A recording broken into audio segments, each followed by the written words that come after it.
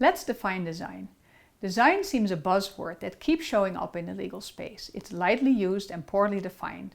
So let me try to define what it means to me when I teach legal information design. Design is problem solving with an aesthetic dimension. It's often visual and visible, but not necessarily. Fashion design, interior design, and product design are obviously 3D. Service design, or user experience design, is at the core intangible, invisible. It changes the experience or the way services are delivered, packaged, described. Yet the ideas that make the design will show up in the visible expressions of this service or experience. A store may have a different system of signage and wayfinding, or different ways for staff to engage with customers. Lawyers may show up in a different part of the process with a different mindset.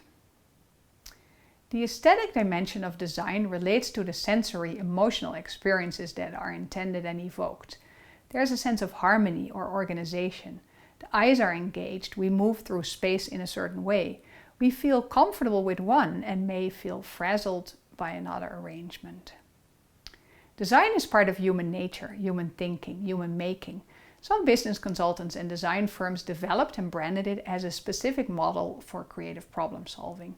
This method is well known as design thinking, a framework to design innovations through a series of 6 thinking steps: empathy, define, ideate, prototype, test, implement. It's a solid and accessible model that can produce inspiring results.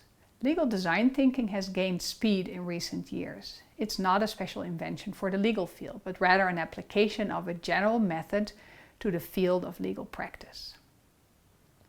The model is a good starting point to use for legal innovation, for example in court systems and service models for law firms and legal tech solutions.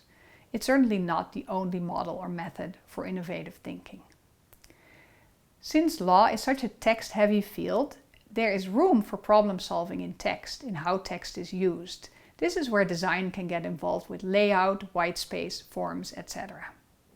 This is graphic design for legal content. It can improve readability and accessibility. When you take this beyond layout and start changing the visual structure, add visual signs, symbols, and different layers, it grows into legal information design. The general term outside of law is information design. This professional approach helps people to work better with big volumes of text and data, high-tech or low-tech. Another term for this type of work is information architecture or data visualization. As you see, there's an overlap with legal visualization, but please note that legal visualization also involves material that is found rather than made.